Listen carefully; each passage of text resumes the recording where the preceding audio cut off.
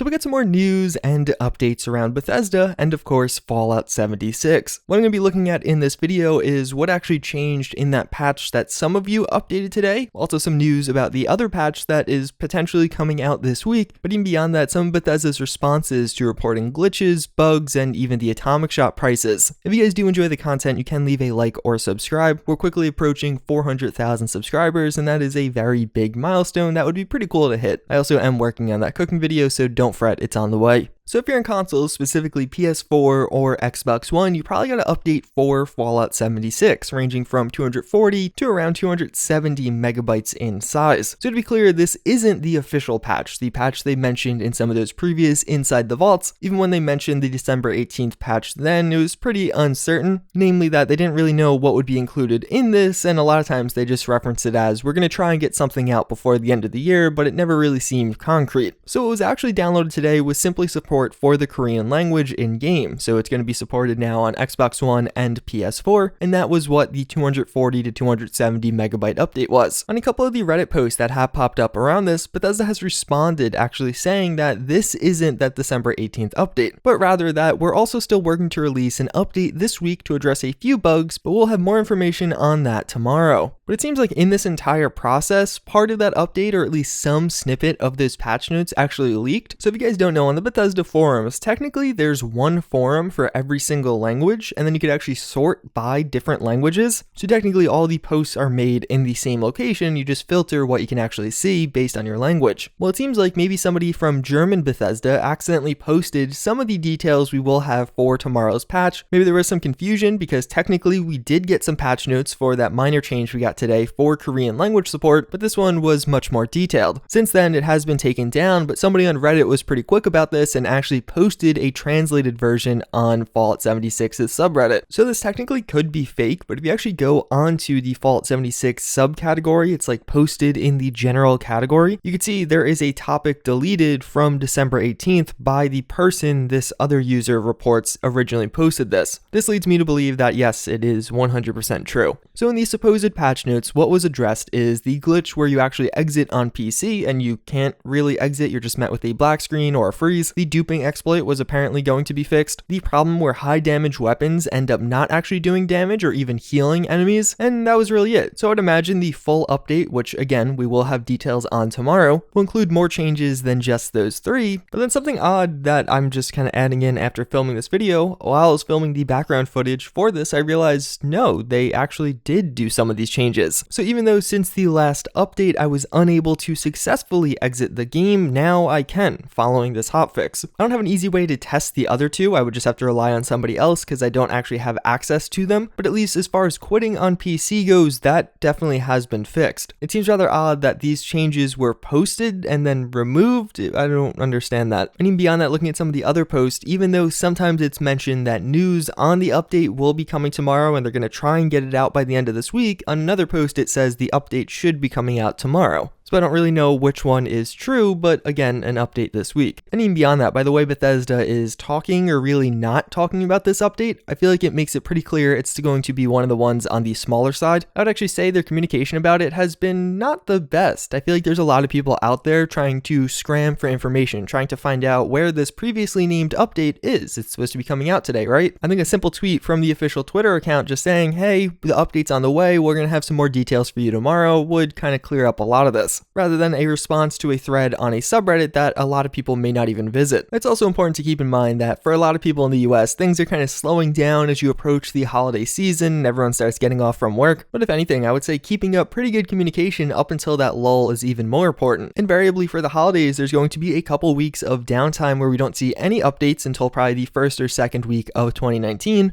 So leaving off on a good note rather than a not so great note seems like it would be important here. Then we actually have what one user experienced as the response to reporting a player. Basically it describes that he found someone that was duping, he recorded it, and then submitted a ticket to Bethesda, or specifically Bethesda support. And effectively their answer was, once you have added them to your blocked, then you should log out of the game and log back in. This will place you in a different server and you should never have to encounter this player again. So obviously that's not really solving the root issue here with somebody glitching or exploiting.